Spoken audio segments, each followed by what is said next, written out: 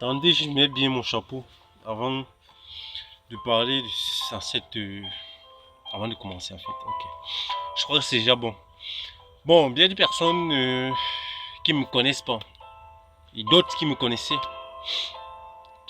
autant pour moi, se disent que Agrofam est un projet que j'ai juste lancé comme ça et du coup j'ai commencé à avancer.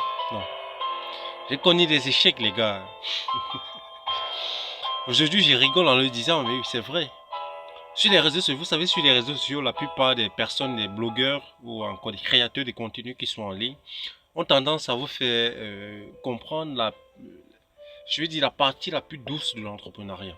On parle de success story. C'est-à-dire qu'on vous parle uniquement du success story. Mais les gars, la réalité, le terrain, c'est, que dirais-je, le terrain est plus qu'une vaquine. C'est difficile. Tu échoues. Tu te fais trahir, tu perds de l'argent. Les créanciers te courent après.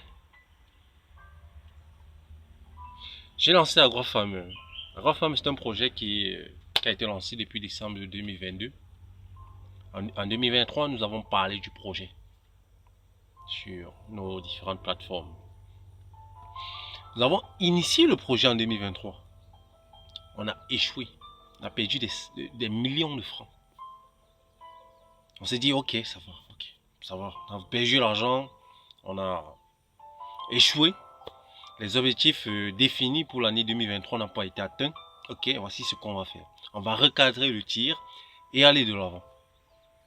Vous savez ce qui s'est passé?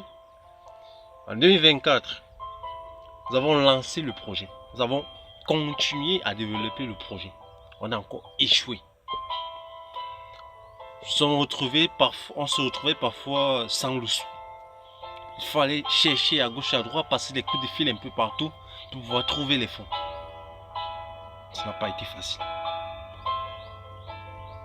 Et même quand on avait les fonds, on investissait dans les projets, mais les objectifs de production définis n'étaient pas atteints. Nous avons échoué. Nous sommes relevés et nous avons continué le projet. Nous avons encore échoué. Nous sommes relevés, nous avons continué le projet. C'est ça être déterminé. C'est ça qu'on appelle la résilience. Il ne faut pas vous fier à la partie la plus belle de l'entrepreneuriat. Pour dire, l'entrepreneuriat, c'est tu lances ton projet aujourd'hui, demain tu recordes du million. Non. Si tu te lances en entrepreneuriat avec pour ambition de développer des millions de francs, ou bien des millions d'euros ou de dollars, gars, tu vas te casser la gueule. Parce à la moindre déception, si ton objectif c'est de devenir millionnaire ou bien de devenir indépendant financièrement, tu vas sûrement te casser la gueule. Lorsqu'on se lance en entrepreneuriat, tu dois avoir une vision et une mission bien définie. Ça veut dire, quel qu'en soit ce que tu rencontres comme difficulté, tu n'as pas à lâcher. Tu dois t'inculquer ça au quotidien. Tu dois te dire, peu importe les échecs que je rencontre au quotidien, mon objectif sera atteint. Peu importe les obstacles que je rencontre au quotidien, mon objectif sera atteint. C'est ça la résilience. C'est ça la persévérance. Vous savez, l'échec, comme on nous a fait croire à l'école, l'échec ce n'est pas un ennemi.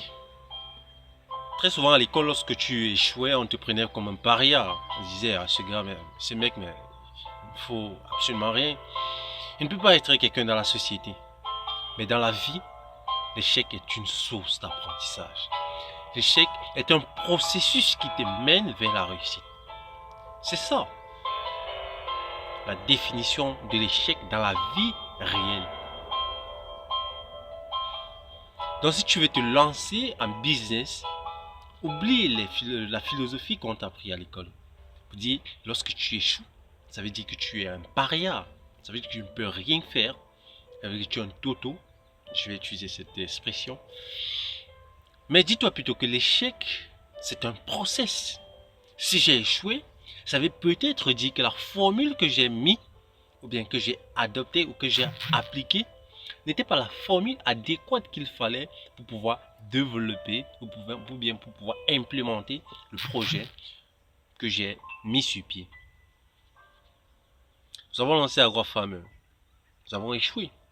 Aujourd'hui, on se retrouve dans des bâtiments parce que actuellement, le bâtiment dans lequel je suis en train de faire cette vidéo, c'est une crique de maïs. Vous voyez là derrière, il y a le maïs et une petite chambre de stockage. Nous avons commencé sans rien, sans le sou, justement. Nous faisions de la morelle noire,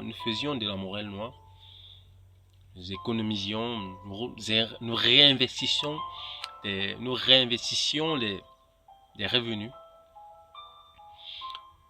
de la morelle noire dans des exploitations encore un peu plus colossales.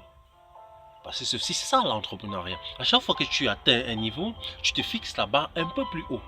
À chaque fois que tu atteins un niveau, tu te fixes la barre encore plus haut. C'est ça qui fait en sorte que tu grandis progressivement. AgroFarmer, pour ceux qui ne le connaissent pas, c'était une petite exploitation de morelle noire à l'époque qui était sur 25 mètres carrés.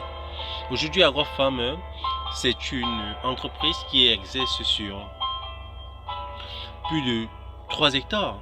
On va déjà à 5 hectares. Oui, qu'on exploite déjà. Ça veut dire de 2022 à 2025, soit 3 ans plus tard. Bien qu'on ne progresse pas assez rapidement, mais on s'est rassuré quand même que le process permet d'avancer.